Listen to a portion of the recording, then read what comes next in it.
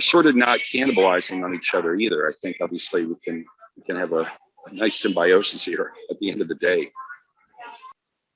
Yeah, that's a great point. Thanks so much for touching that, because I know I do, if we are diagnosing and treating only 20% of patients with sleep apnea, and there's turf-related issues that are going on, there are many comments in the Q&A about, getting credential in these practices, gaining entry into these practices, having to not be able to, for dental practices to work with the DME or with the physician practice as a part of the practice.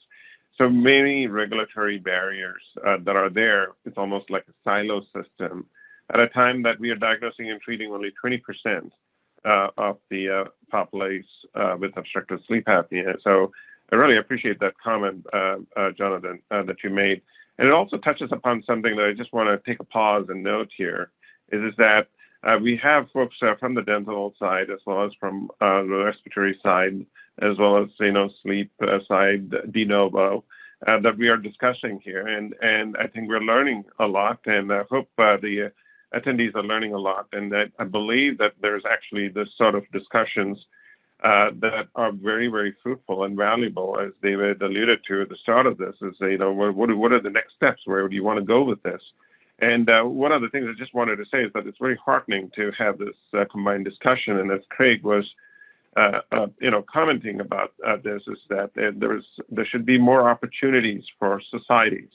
And I know Lee Serkin did, a great job being a cardiologist and sleep physician, bringing the dental group and sleep medicine group together to have combined conferences. But I do think that there's an opportunity for the APSS multi-society, multi-specialty, multidisciplinary meetings, that there should be participation by dental societies. You want to get into the mix, you want to get into that mix, and you want to have the discussions and in those professional society and annual meeting venues, and so that these kind of thorny issues can be fleshed out, because there are some barriers that we're not even aware of that exist, both scientific, knowledge-based, as well as practice-based barriers that are there that we could circumvent or overcome more easily if we understand them better and find solutions so that we can present them as a combined